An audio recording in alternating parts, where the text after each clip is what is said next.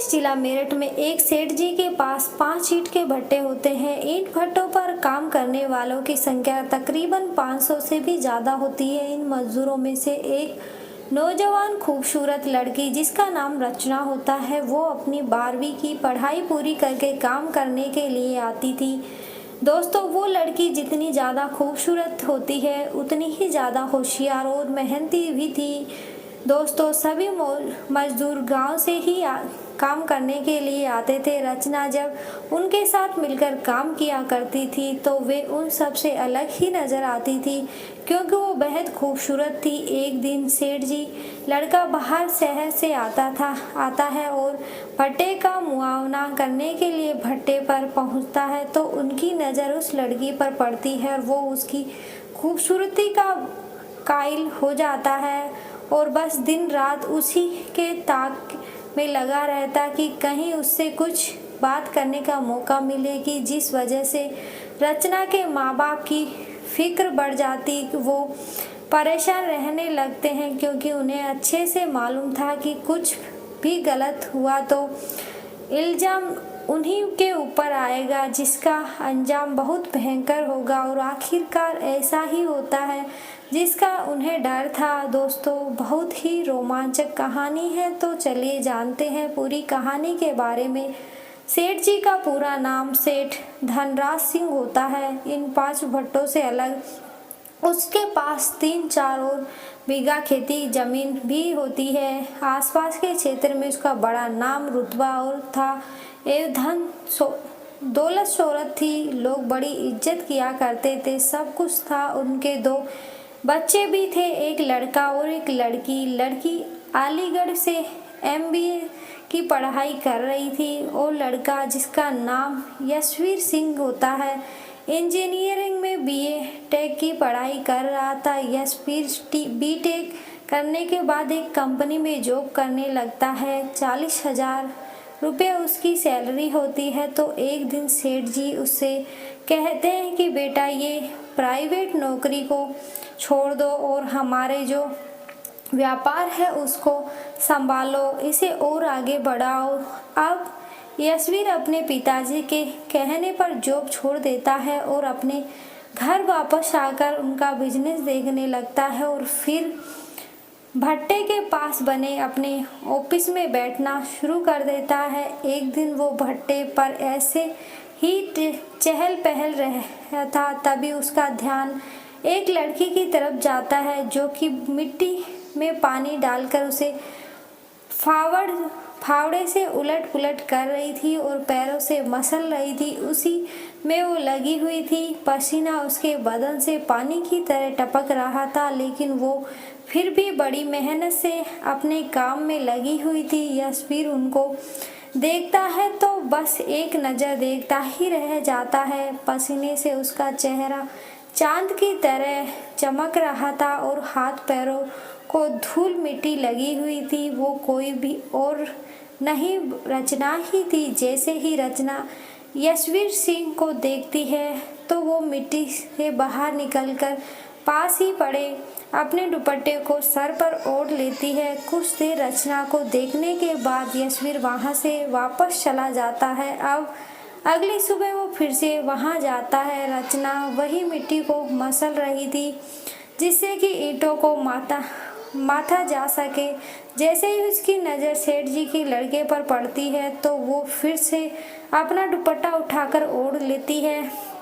दोस्तों, रचना ऐसी ही अपने माँ के बाप के साथ काम में हाथ बटाया करती थी। वो तीसरे दिन जब भट्टे पर जाता था तो उसको रचना कहीं दिखाई नहीं देती। ना तो उसके माँ बाप भट्टे पर होते हैं और ना ही रचना। वो पूरे भट्टे का कोना कोना छान लेता है, लेकिन रचना का कोई नाम निशान नहीं मिलता। उदास होकर वो वापस अपने ऑफिस लौटता है। वह काफ़ी थका हुआ था तो बस अपने ऑफिस की AC चालू करता है और कुछ देर वहीं आराम करता है। शाम में वो फिर से रचना को देखने के लिए जाता है। जहां वो खाना खाते थे, सोते थे, वहां सभी जगहों पर ढूंढता है, लेकिन उसको वो नहीं मिलती। दोस्तों, 10 दिनों तक वो ऐसे ही रोजाना आता है और उदास चेहरे के साथ वापस लौट जाता है। 11वें दिन जब वो फिर से जाता है तो वो लड़की उसको वहीं काम करते हुए दिखाई दे जाती है। उसको देखकर वो बहुत ही खुश हो जाता है और फिर उसके पास जाकर कहता है कि यार कहाँ चली गई थी तुम, मैंने तुम्हें कहाँ कहाँ नहीं ढूंढा। तो रचना कहती है कि कहीं नहीं, हम तो यहीं काम कर रहे थे। तो वो बोलता है कि मैं तो रोजाना यहाँ आता था, तुम तो मुझे कहीं दिखाई नहीं दी। इतने में वहाँ रचना की मम्मी पापा आ जाते हैं और यशवीर सिंह का प्रणाम नमस्ते करते हैं, क्योंकि वे लोग जानते हैं कि सेठ जी का बेटा है, उसका बड़ा आदर सम्मान करते हैं। तो यश उनसे पूछता है कि आप लोग यहाँ कितने समय से काम कर रहे हैं। तो रचना के पिताजी कहते हैं कि छोटे मालिक, हमें यहाँ 20 साल हो गए काम करते हुए। फिर वो रचना के बारे में जानकारी लेते हैं तो वो बताते हैं कि यह हमारी बिटिया है। यश कहता है कि बहुत ही मेहनती है, बहुत लगन से अपना काम को पूरा करती है। यहाँ की लड़कियाँ तो इतना काम नहीं कर सकती और हमारे घर की लड़कियाँ तो आटा भी ना गूंथ पाए, और फिर ये तो पूरा एक बोरी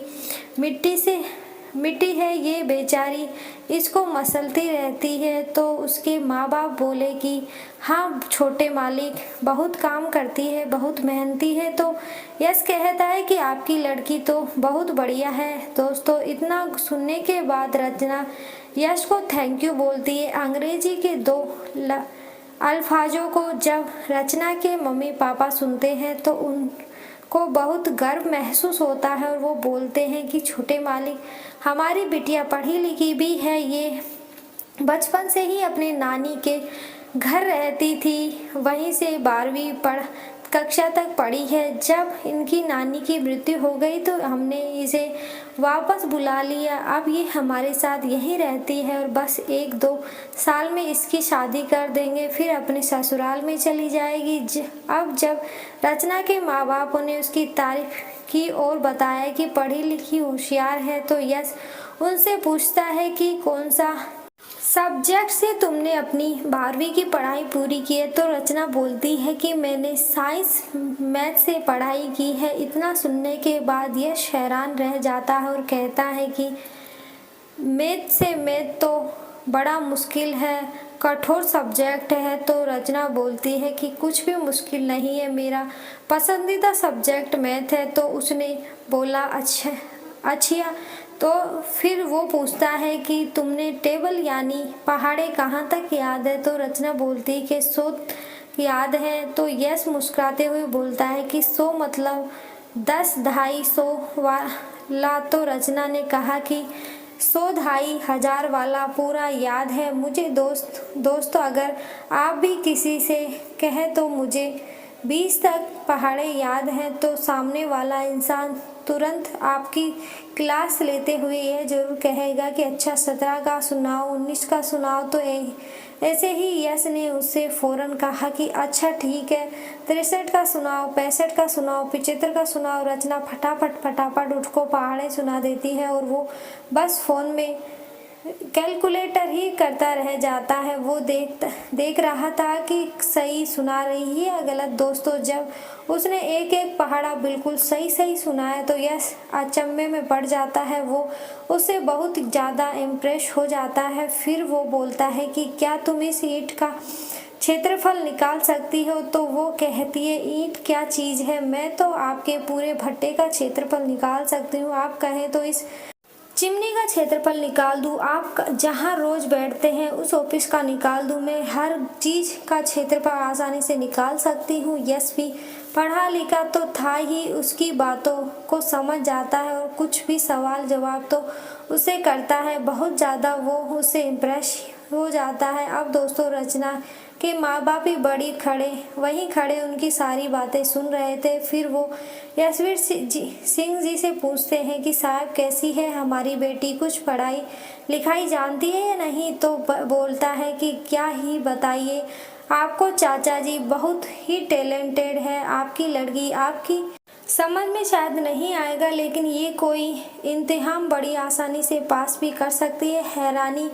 इतनी पढ़ी लिखी और होशियार है, सचमुच में बहुत ही अद्भुत है। इतना कहकर वो वहाँ से चला जाता है। फिर वो रोजाना उसके पास आता है और घंटों उससे बस बातों ही करता रहता है। कभी कुछ बातें तो कभी कुछ बातें। धीरे दोनों की आंखों आंखों में ही प्यार हो जाता है। अब 2-3 दिन के लिए यशवीर अपनी बहन जो अलीगढ़ में पढ़ाई कर रही थी उससे मिलने के लिए चला जाता है। वहां से 3 दिन बाद वापस आता है तो चौथे दिन भट्टे पर जब पहुंचता है तो सीधा रचना के पास जाता है। आज रचना थोड़ा उदास सी दिख रही थी। फिर वो जब उसको देखती है तो खुश हो जाती है और पूछती है, आप बिना बताए कहाँ चले गए थे? तो उसने बोला कि बताने की क्या आवश्यकता है। तो लड़की कहती है कि नहीं, यहाँ आपको कोई इंतजार कर रहा था। तो यश पूछता है कि कौन? तो उसने बोला कि कोई लड़की आपसे यहाँ काम करने वाली मौजूद है, वह मजदूर है। वह समझ जाता है, बोलता है कि क्या बात है, तुम मुझे सचमुच मेरा इंतजार कर रही थी? तो उसने बोला, अच्छा ऐसा है तो मैं 10 दिनों तक इंतजार किया था, तब तुम कहाँ चली गई थी? तो वो कहती है कि हमें दूसरे बट्टे पर भेज दिया गया था, वहाँ काम थोड़ा ज़्यादा था इसलिए हम यहाँ 10 दिन नहीं थे। उस दिन में तुमसे झूठ कह रही थी कि मैं यही थी। तो फिर यश भी बता देता है कि यार मैं भी अपनी बहन से मिलने गया था, उसकी शादी जो करनी है उसके लिए लड़का भी देखना जाना है अभी कल या परसों। तो रचना कहती है कि आपकी शादी कब होएगी? तो इस पर यश कहता है कि मैं तो पहले ही शादी कर चुका हूँ, तो शादीशुदा आदमी हूँ। इतना सुनने के बाद रचना की आंखें नम हो जाती है, मानो उसकी कोई अनमोल चीज उससे छीन ली हो उस किसी ने। अब यश की ऐसी हालत देखता है तो उसके पास जाता है और कहता है कि क्या हुआ यार, मैं तो बस मजाक कर रहा था तुमसे। तो रचना कहती है कि नहीं, आप मजाक नहीं कर रहे हो। तो यश बोलता है कि मैं तुम्हारे सिर पर कसम खाकर कहता हूँ कि यार मेरी शादी नहीं हुई, मैंने तो बस मजाक ऐसे ही बोल दिया था।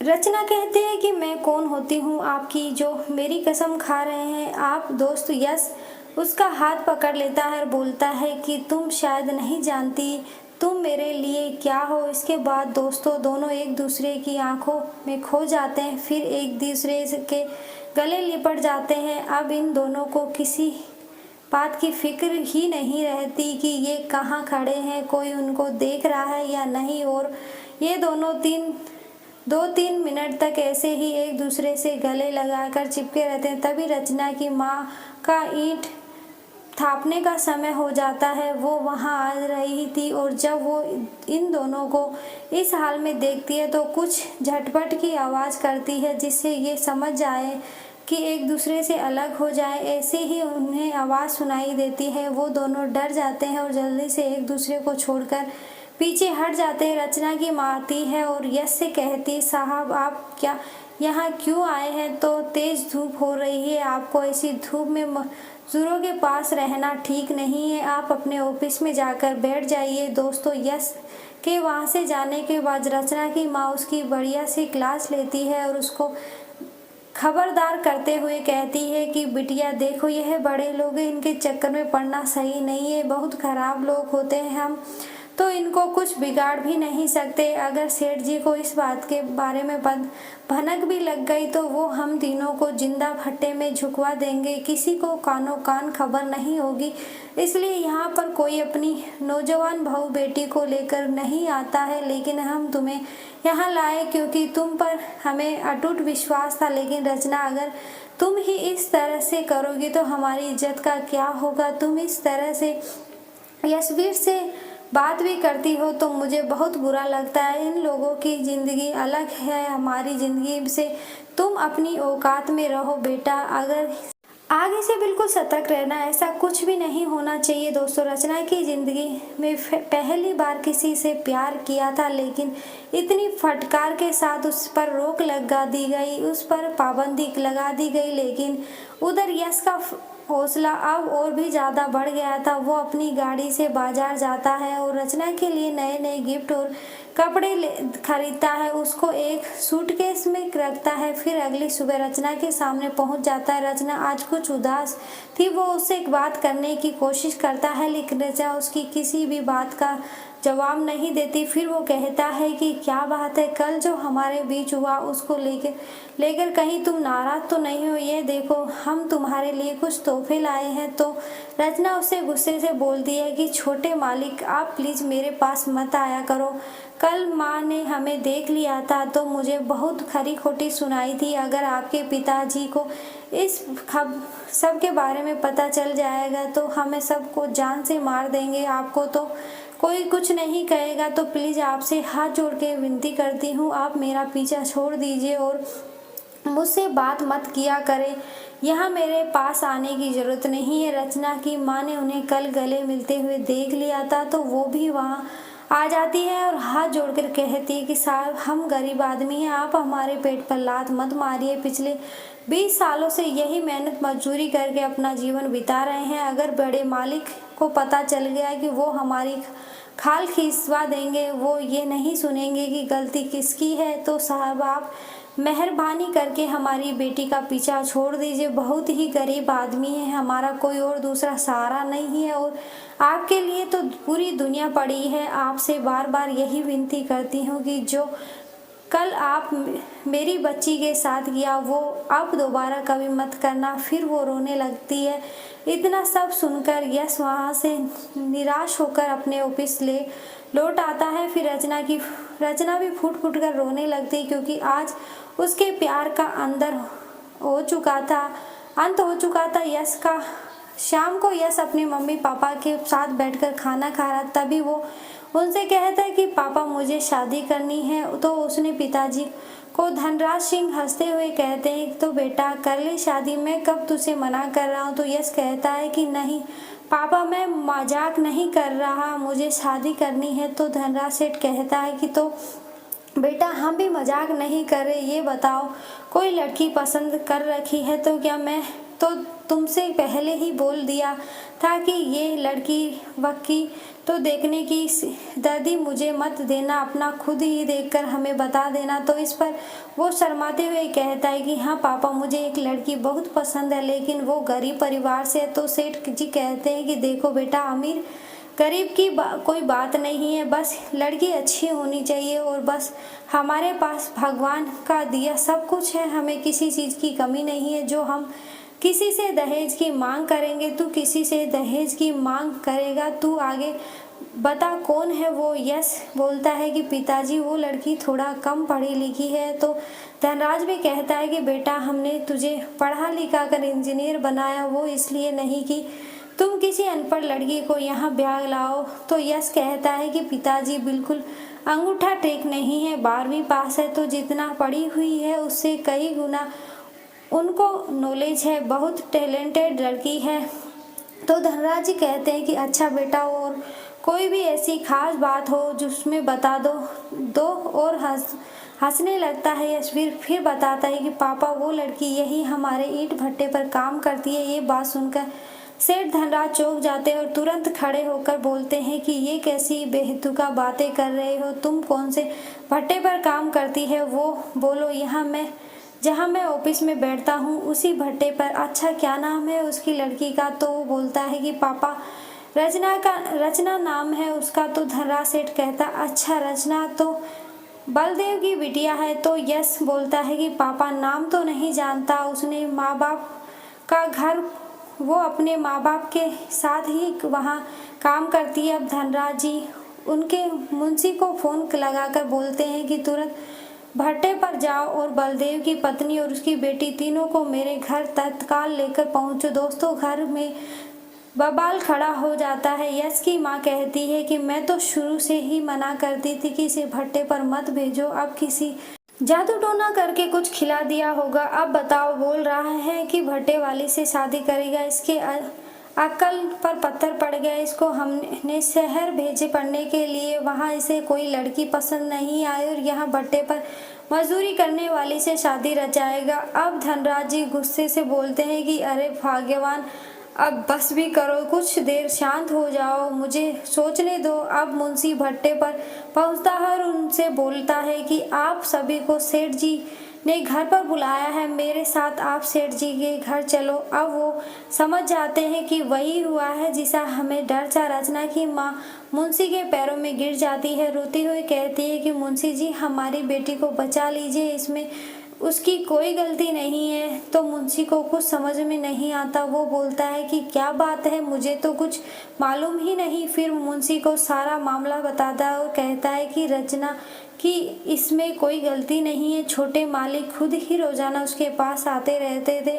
अब पता नहीं किसने सेठ जी को ये बात बता दी, हमारा क्या होगा। वो मुंशी से कहता है कि हम लोगों को किसी तरह से बचा लीजिए, हमें यहाँ से निकाल दीजिए, हम लोग ये गांव छोड़कर कहीं दूर चले जाएंगे। तो मुंशी कहता है कि अरे यार, तुम लोग सिर्फ अपने बारे में ही सोच रहे हो, सोचा मेरा क्या होगा। सेठ जी ने मुझे ही छोटे मालिक को देखरेख के लिए बोला था, मेरी नाक के नीचे ही ये इतना बड़ा कांड हो गया। अब बस वही, चलो जो होगा देखा जाएगा। वो लोग जाने के लिए मना करते हैं तो मुंशी जी कहते हैं कि यार जाने से तो मार नहीं देंगे तो कौन सा, तुम लोग अकेले हो, मैं भी तो तुम्हारे साथ हूँ, अगर जो भी सजा मिलेगी तो मुझे भी तो मिलेगी। दोस्तों, अब ये चारों लोग रात के 11 बजे सेठ जी की कोठी पर पहुंचते हैं। सेठ जी सामने पहुंचते ही रचना की माँ सेठ जी के पैरों में पैर पकड़ लेती है और बोलती है, मालिक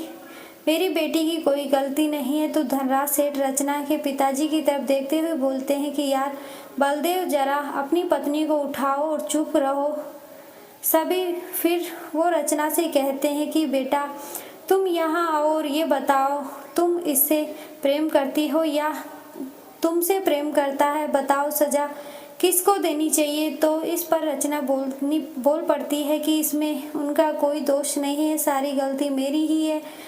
अब इधर यश कहता है कि नहीं पिताजी, ये झूठ कह रही है, गलती मेरी है, मैं ही इसके पास जाता था और बातचीत किया करता था, आप इसे कोई सजा नहीं दीजिए, ये लोग निर्दोष है।